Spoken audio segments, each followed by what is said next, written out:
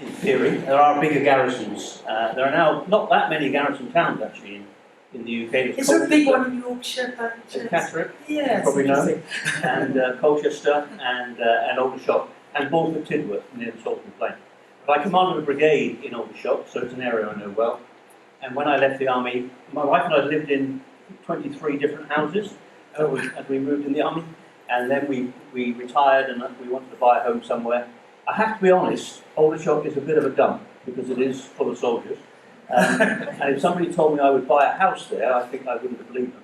But we are very happy there. We've been there now 15 years, longest I've ever been anywhere in my life in terms of house. And I have seen you on television quite a number of times in recent months. You're often asked questions and commenting about Ukraine, aren't you? Yeah. Yes, I am. Yeah.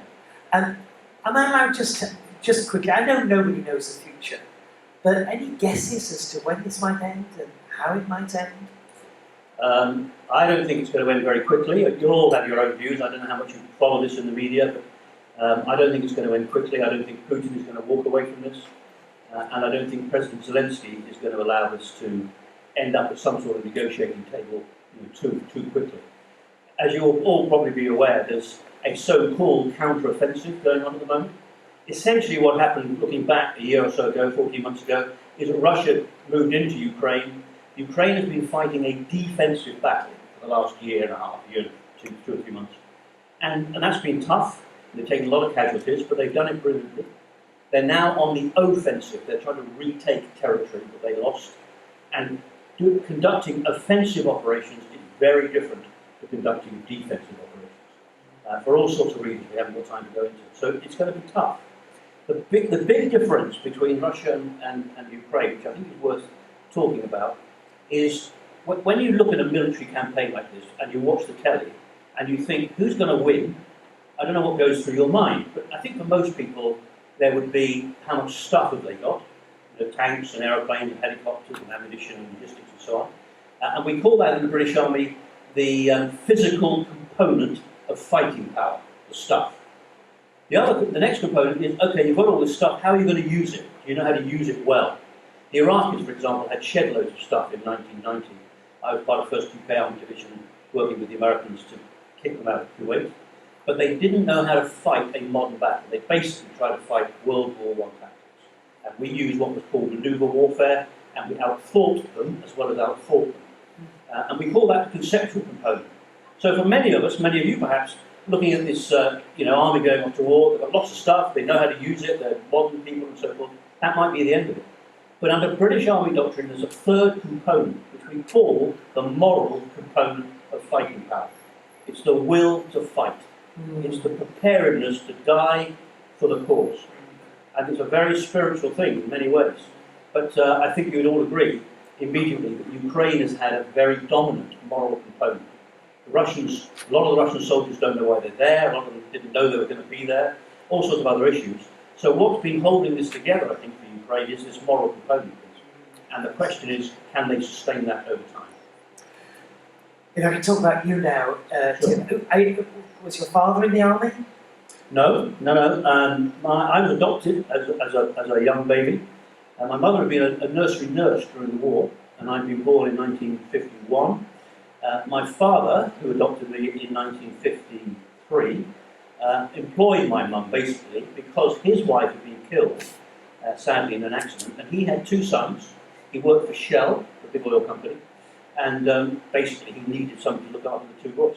So mum worked for him. He then got posted to Australia, and I think it was almost a business relationship to begin with. I think he said, I'm posted to Australia, I need somebody to look after the boys. Are you prepared to come with me? And we'll get married and I'll adopt me. And so he did, and they did, and we all went off to Australia. But he had nothing to do with military at all. During the war, he'd been involved in the oil business, bringing oil convoys across the Atlantic and things like that. So Tim, at what stage as a little boy or a teenager, as a young man, did you think, I'd like to be a soldier? Actually, quite early. I've got to be careful how I say this, but I don't understand why any, and I have to forgive me ladies, but why any man in particular, between the ages of 18 and 25, wants to do anything else other than join the army. It's all I ever wanted to do. Really? And I joined as a cadet in 1964, So barely 20 years after D-Day, very different country, of course. You know, everybody had been involved in World War II. Everybody had had fathers, brothers, sisters, etc. involved one way or the other. The honest truth is, I was pretty useless at school. I left school with, in those days, we called O-levels, now called GCSEs. I left with 2, and I was not academic at all. But I was a scout, I then became a cadet, and all I wanted to do was join the military. That's amazing. So that's been your life. And where have you served? Well, I was commissioned in 1971 from the Academy at Sandhurst, and then until 2007, when I retired, I did 3 tours in Germany during the Cold War. Some of you will remember the Cold War, when Germany was a divided nation, West Germany and East Germany. Berlin was a divided city with 4 governors, military governors, who had the power to hang people, all the way through to Germany being reunified. So 3 tours in the Cold War as part of 1st British Corps, a tour in Northern Ireland as a bomb disposal operator, a tour in Cyprus for the United Nations, which has a different part of the story to tell, which we'll touch on later. 2 years in Paris, France, as a guide, working on a guided weapons program, which was interesting. And then various tours around the UK in different places, but then deployed to the Balkans 3 times, Bosnia, Kosovo and so on, the Iraq War in 1990, and then I was in Baghdad. I was involved in the run-up to 2003 and was in Baghdad as we moved in, and before Baghdad and so on.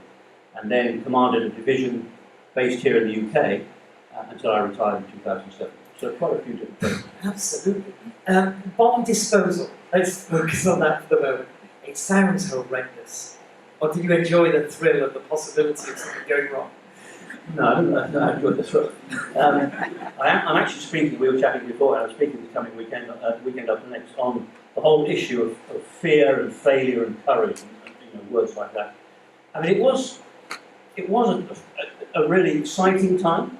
It was in the 70s in Northern Ireland, 2 sides of a long-standing conflict, obviously, IRA, UVF and others, a lot of nasty things going on. But there were procedures that you followed. I did an ammunition technical officer course, learned how to deal with bombs and so forth, so there was a process of dealing with them. But there did come a time when you had to put on a suit and walk up to this thing and do something with it.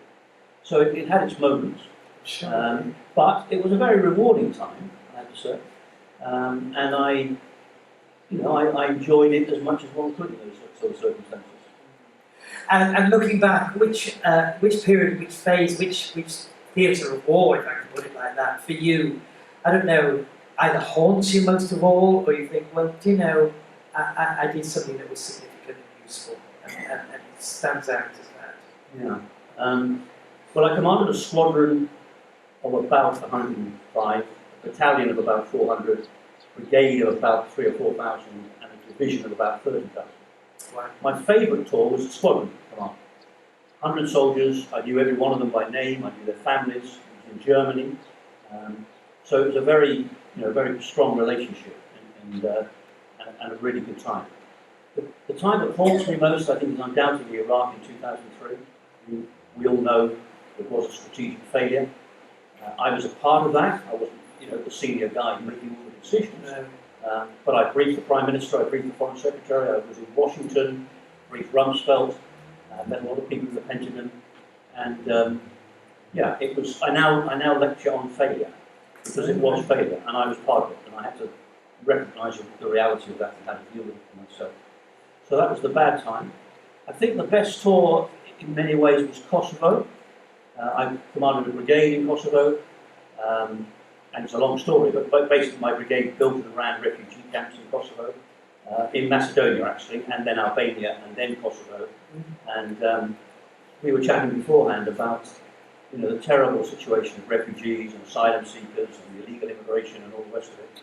And having built and run refugee camps with literally 50, 60,000 people whose lives were in a plastic bag, I have huge sympathy with refugees and so on. On the other hand, the reality of what's going on is not easy to balance in terms of the asylum seeking business. You talk about the body bags, but you said that you were commanding a group of 100 men whose names you knew, but some of those probably gave their lives. Now, how did that impact you when somebody you knew was taken from you? Yeah, I mean, the military is all about, of course, delivering fighting power. It's those components I talked about earlier on, about delivering fighting power. It's about winning on the battlefield. There are no prizes for coming second on the battlefield. So, inevitably, that means there will be casualties. The worst, in a way, that I came across wasn't people being killed, it was people who were left with terrible wounds. So I'm thinking of a captain who was doing bomb disposal work in Iraq, like I've been doing in Northern Ireland, but a much more intense period for him. And Pete lost both his legs and his arm in an IED explosion, and lives with the consequences of that even today. Now, frankly, 20 years ago, places like Northern Ireland, he would never have survived. But the medical world has moved on so well. But watching Pete as a captain, watching the impact on him and on his family, and living with that for the rest of his life, that's what makes me more emotional than guys who died. And the truth is that most of the campaigns I was involved with, we didn't suffer huge numbers of casualties in terms of deaths on the battlefield. Iraq in 1991 was a quick victory.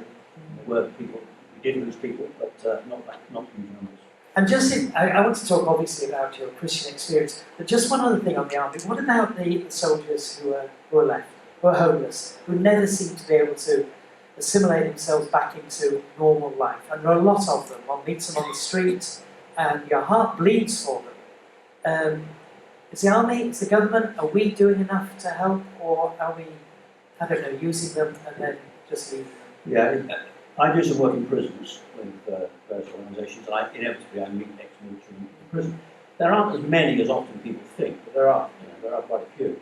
What's interesting is the veterans who are now in prison, who fought in Iraq and Afghanistan.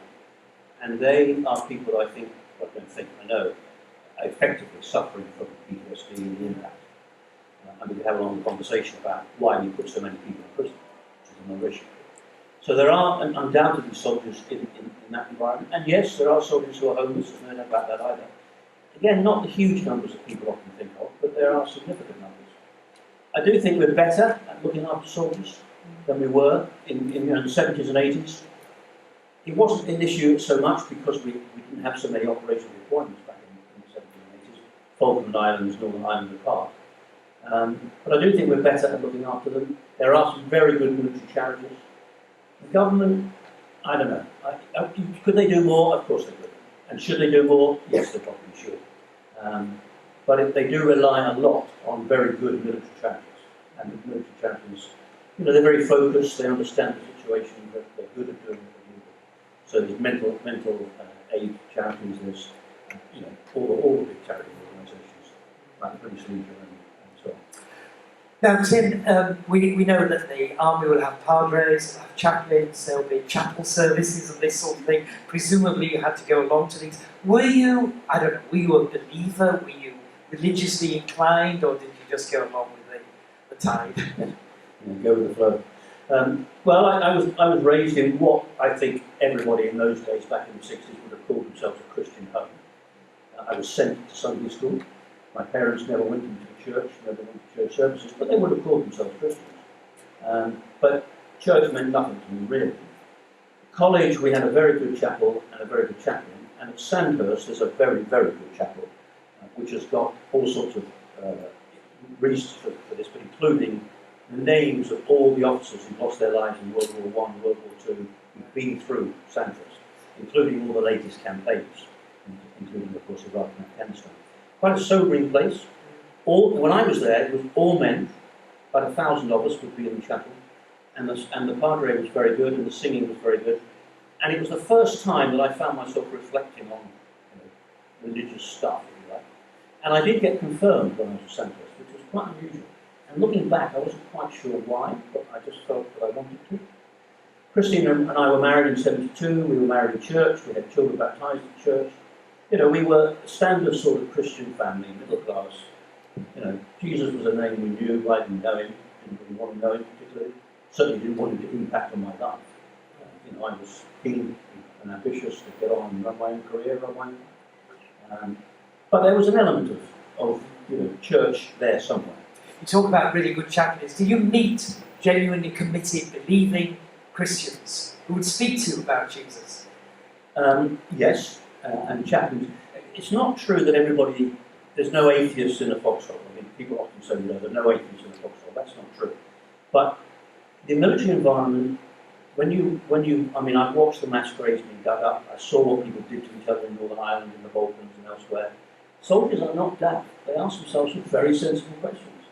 What the heck's going on here? Why do people do this to each other? So that often generates conversation. And there are very good chaplains. There are some who aren't as good. But there are overall, in terms of percentages, there are probably more Christians in the army as a percentage of the numbers in the army than there is in society as a whole. And that's because of what they see and what they experience and what they go through. So I did have conversations with people, and my best mate, who I was at Sandhurst with, was with me when I was confirmed, and he's a Christian, and he and I still see one another and talk about these things. Now, clearly, you're here today not just to talk about the military, fascinating as it is to listen, and you're here because there obviously came something much more significant, more deep and personal. I love the story as to how it was you became a Christian. Just explain what happened at taxpayers' expense, how you became a Christian. Sure. Well, it is the story that's in the book that you referred to. I was serving with the United Nations in Cyprus in 1981. Cyprus, of course, is still a divided country. The Turks had invaded, and there's what's called the Green Line that runs through the middle of the country. And I was with the United Nations based in Nicosia and working on that operational deployment. And I got the opportunity to get a UN flight from Nicosia to Jerusalem. And in those days, again, some of you may remember, there were a number of UN operations in the Middle East, in places like the Golan Heights and the Egyptian deserts and various other places. And so it was possible to jump on one of these UN planes and did the sort of circuit, really. And Christine and I, my wife, we left our 2 children with some friends, and basically it was just a break, 4 days to get away, had the opportunity and seized it. And for the first couple of days, we were just tourists. We went to Bethlehem, we had a wander around Jerusalem, and saw the sights. Then it was Easter Sunday. While we were there, it was over the Easter weekend. And Easter Sunday that year happened to be my 30th birthday. So we went to the Anglican Cathedral for Easter Sunday service, which was a good service. I remember it quite well. And over coffee, somebody said, "Have you been to the Garden Tomb?" So for those of you who are churchgoers and are at church fairly regularly, when you meet somebody you haven't met before, chat to them about these things, because that conversation changed my life and my wife's life. Just saying to us, "Have you been to the Garden Tomb?" Just tell us what the Garden Tomb is. Yeah, it's a place outside the old city wall of Jerusalem. It's a garden. It was found and worked on by General Gordon, actually, who died in Khartoum. Numbers of others had excavated the place. It's got a 1st century tomb, a 1st century wine press. As I say, it's a garden outside the old city wall. And most strikingly, which I had seen actually as we walked around the city a couple of days previously, there's a very large rock formation that looks like a skull. So if you read John's Gospel, for example, a number of those things fit into the story of Christ. So Jesus was crucified at a place called the Skull. Exactly. So that it fits in with the crucifixion story and indeed the resurrection story. So I'd never heard of it. We were told how to get there. We went in. I was a captain. Can I just interrupt? Because it belongs to Britain, doesn't it? That Garden Tomb. But basically, in Israel, you've got a little bit of Britain there. And the guides and the people who look after it have been Brits for a long time. Some of whom I've subsequently known. But I was a captain, as I say, serving in the British Army. The guide that day was a retired British Army colonel, Arthur Dobbin, who came from a very, very well-known military Christian family. And he was a gunner. And he took us around this thing. It was, let's say, 1981. It wasn't a big tourist area at the time. It's much more touristy now, I think. But he showed us around, and he sat us down, and he talked us through the John's Gospel bit and said, here's the wine press and the tomb and so on and so forth. And he said, look, at the end of the conversation, I could bang on about it for a while, but at the end of the conversation, he said, look, this may or may not be the place that Christ was crucified. He said, I think it is, and that's why when I retired from the army I come to work here. But he said the most important thing is if you go and look in the tomb is empty. So, being a bit of an idiot, I stood up and walked over to this tomb. I don't know to this day what I expected to find. If it wasn't empty, you would have had a shock, but yes. Anyway, I leant on this entrance to the tomb, and I looked inside, of course it was empty. But, I think these things can happen in different ways. It wasn't quite a Damascus Road experience, but I found myself thinking, this is probably the most important question I could be ever faced with. If this tomb was not empty on that first Easter Sunday morning, then hundreds of millions of people have been wasting their lives for the last 2,000 years. I mean, Paul says in one of his letters, if Christ did not rise from the dead, then we amongst all people are to be pitied. Very strong expression. And, church today would be a waste of time, Christians going to church, wasting our time, and it's all completely irrelevant, if Christ did not rise from the dead. But if that tomb was empty on that first Sunday morning, then something has to change for me, in terms of my understanding and what I was prepared to, how I was prepared to react to this. So we were there, we went back to Cyprus, and I found myself, a very good friend of mine who I still see, looking very far away from us, I still see regularly. He was serving at the time, he was a Christian, a chap called Mark Chester. And Mark and I chatted to the Padre, I studied the scriptures, and about 3 months later, I said to myself, come on, you've got to make a decision. And I think, being honest about it, men are pretty bad at this. We don't want to make these sort of decisions, it's all a bit too difficult, really. And we often need men to look at us, why I love speaking to men's group. We need men to look us in the eye and say, come on, give us a kick up the backside and make a decision. And I found myself thinking, I've got to make a decision. So I did. I made a decision that I would become a disciple of Christ. Which sounds a bit bizarre in some respects, but actually it was a transforming moment.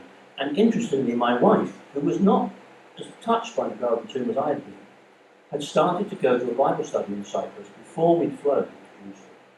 And subsequently, about almost the same time as I, had given her life to Christ in a Bible study that I wasn't going to. And she hadn't talked to me about it. So we both came in different paths, but at the same time. Amazing. When you say you made the decision to give your life to Christ, how did you do that? Did you pray a prayer? What happened? Yeah, I did. I think again, inevitably being a military guy, I see this from a certain perspective. But I think what I was saying, what I was saying was, I am no longer in charge of my life. I am no longer the commander of my life. I'm handing over command to Christ and to God. And therefore I am now going to serve, not be served in life by the military environment. So it's a classic prayer. I don't know if you'll use one later tonight, but it's recognising that I, have fallen away, that I was a sinner, but I needed to recognise the reality of that. It wasn't overly dramatic. I just said, Lord, I recognise I've been, ways led astray and so on. I want to be a disciple. I want you to take over command of my life, and I will do my best to respond and to serve you as best I can. And over the years, that has developed in different ways, but I've been a Christian for 40 years now. And, we're doing our sums, because we heard when you became a Christian, so we had 40. Yeah, all right. Oh, but 1951 as well. I've done them already. And Tim, you say, yes, we've sinned, we've all sinned.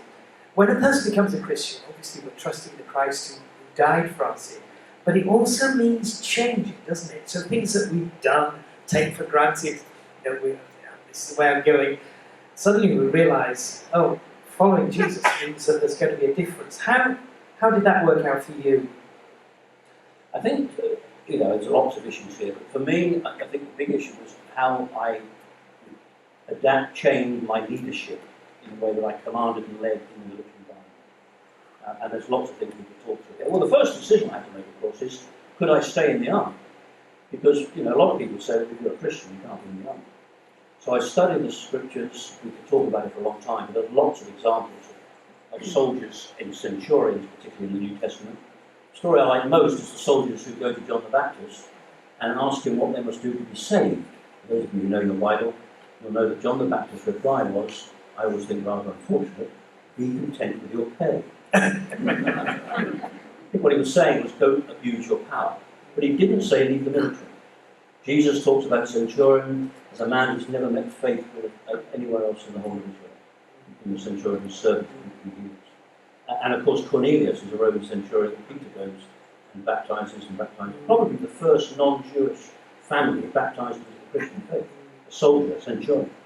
So having studied the scriptures, spoken to people, I decided that, the bottom line is I wasn't a pacifist. We live in a fallen world, we live in a brutal world, I've seen a lot of that, and I think, justice and righteousness matter, and I wanted to be a part of trying to do my bit. Yeah, I want to ask you about leadership. Just before that, there's a phrase, just war. Yeah. That Christians believe there is such a thing as a just war. Can you just explain what that means? Yeah, sure. I think we should first of all say that war is always fought between sinners. We do live in a fallen world, and I am a part of the problem, as you are, as we all are. So war is always fought between sinners. It always takes us to places we wouldn't want to go, and it always goes bad and wrong in many cases. A just war is part of doctrine, theology that's been developed over many hundreds of years. Essentially, it says there are a certain number of questions you should ask yourself before going to war in the first place, and then secondly, how to conduct operations, how to fight that war. So going to war in the first place, is there, there's got to be good reason for that. You've got to have a clarity of purpose of what you want to try and achieve in the whole campaign, and various other questions you ask yourself. And then in terms of fighting that war, there are certain ways of use proportional, not targeting civilians, and using force well, being a force for good, to use the British government's expression. So the trouble with the just war criteria is, you can answer these questions in all sorts of ways, and there's no doubt. I mean, to be honest, Putin, advised by the patriarch Kirill, believes he's fighting a just war. I mean, no doubt about that. So it's not easy, and it's dangerous to think that we have all the answers here. But it's quite a good framework to work your way through. And it enables you to at least think about, and make people think about, what it is we're trying to do. Will we leave this place a better place than we found it? Will we fight this war well?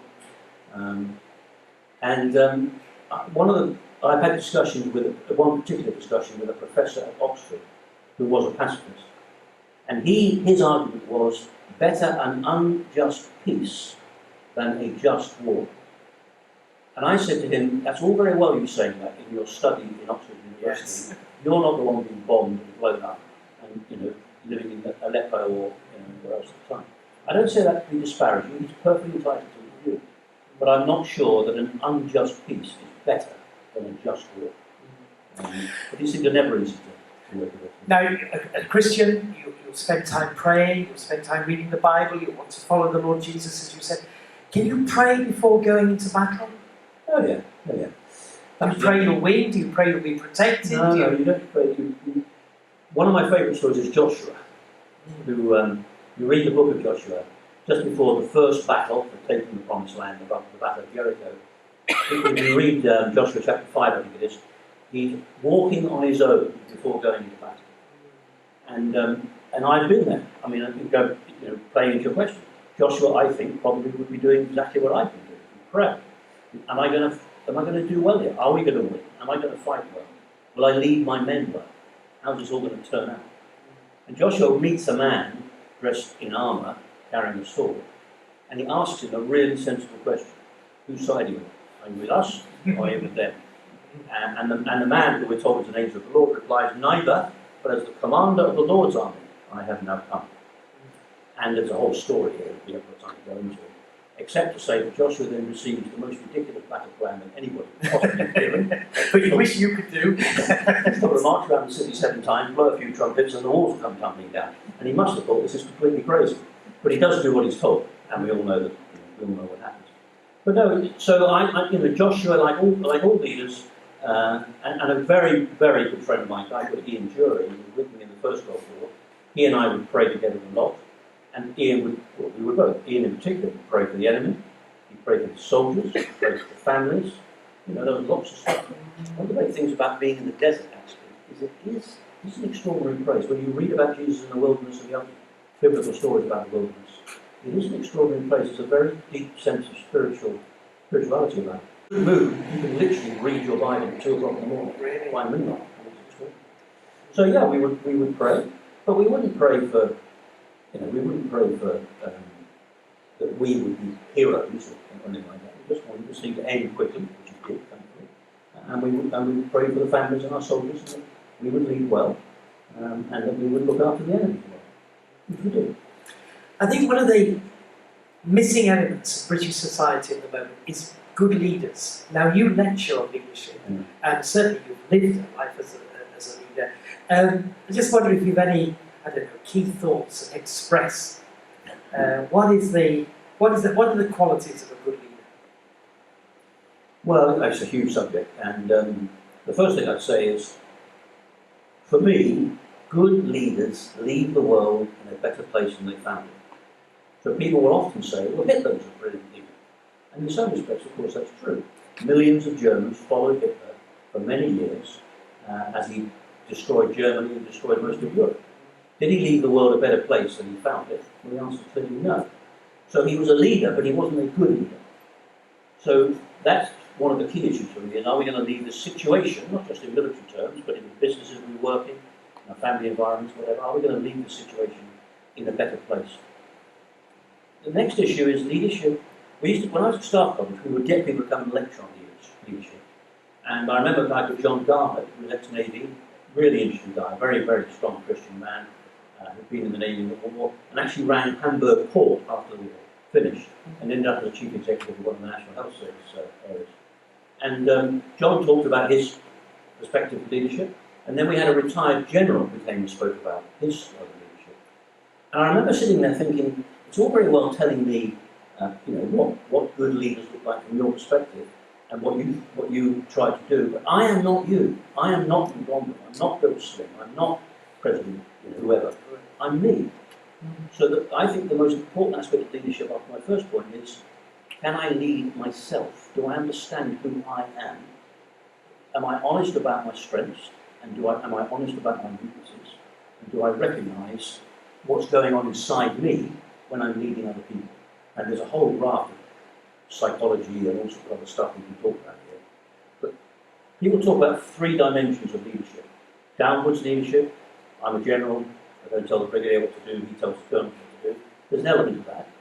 Peer group leadership, where we don't have authority over other people around us in positions, but we lead one another as we try and achieve what it is we're trying to achieve. I think importantly, upwards leadership. How do we go into our boss's office and explain to them that we don't understand what they're asking us to do, or we don't have the resources to do it, or whatever? How do we lead upwards? Those 3 dimensions. But I do think the 4th dimension, the most important dimension, is self-leadership. Understanding who I am. And we could spend hours looking at this, but a part of that is what I call the spiritual bridge of who I am between my nature, my DNA, and all that stuff, and the nurture and how I was raised, and what I learned from my siblings at school and all that sort of stuff. So most people would say, who am I? I'm part of my DNA, nature, I'm part of nurture. I don't think that's sufficient. There's a spiritual bridge. And in my language, I don't just think this, I've seen it for real. It's not good enough for me to say, I beat my wife because my father beat my mother, or I'm an alcoholic because my father was an alcoholic. You can change. And through prayer and through God's good grace, we can change. We can change our nature. God can rewrite the software of our lives. You can actually replace some of the hardware. So I think, who am I? It's like being dealt a hand of cards by the good Lord. And you may have been dealt 3 aces, and I may have been dealt a couple of 2s, 3s, a couple of pairs. In a game of poker, I can learn how to beat you. My 2 players can beat your 3 aces in a game of poker. So it's like being dealt a hand of cards, learning to play them well, but this spiritual bridge that enables me to change and adapt and be honest about who I am and be prepared to change who I am, which isn't easy. It takes time. Fascinating. Time's gone, Tim. So I've just got one question. I've been battling in my mind which one to go for. I did wonder about asking you, has anybody ever has said to you when they've been interviewing you sideways on, you look like Ronald Reagan. But I've decided I'm not going to do that one. Tim, what does the Lord Jesus mean to you today? Well, the honest truth is, I am worried about our society and where it's going. Now, we could get into a long conversation here, and I don't want to be, negative and defeatist and all the rest of it. But what he's saying to me is, get out there and teach and preach the gospel, the good news of Christ. Because we live in a society which has been called, and I think it's quite a good analogy, a cut flower society. Our society, our civilization, was rooted in Judeo-Christian understanding, biblical teaching. Even though I was not a Christian as I now understand it back in the 1960s and 70s, I had been to church, I knew the Bible, I understood the commandments, I'd been taught at Sunday school and so on. We were rooted in it. We now live in a society where most people, as we said, and certainly governments, have cut the flowers off from the ground from which they grew, put them in a vase, and think that these flowers will continue to bloom forever and a day. Well, they won't. We all know that within 2 weeks they're going to be in the brown bin. And our moral values, which were rooted in Judeo-Christianity, our ability to have integrity and honour and duty and love and friendship and fidelity and so forth, all these things, what I call moral goods, were rooted in biblical foundations. And our nation has rejected that. And I've got to be careful what I say, because I know not everybody will agree with me, and it's a danger of touching a few raw nerves. But I was reading only the other day that in Canada, 41% of people between the ages of 18 and 35 think it would be a good idea to offer homelessness people and poor people the option to have assisted suicide. We are aborting 225,000 babies a year in England and Wales. We have lost any idea of the value of human life. And I worry about it. Mm-hmm. So what is Jesus saying to me today is get out there and engage. And for those of you who are Christians, that's what we've got to do. Mm-hmm. We've got to spread the news. We've got to challenge people. We've got to say to people, you're not just about me, it's about our children, our grandchildren, what's being taught to them, and the nature of the society we're living in. No, Tim, passion side, so. Yeah, no, I'm 100% with you. Thank you so much. What a privilege to have the opportunity to hear your thoughts and hear your testimony, your life story. Shall we show our appreciation? Thank you.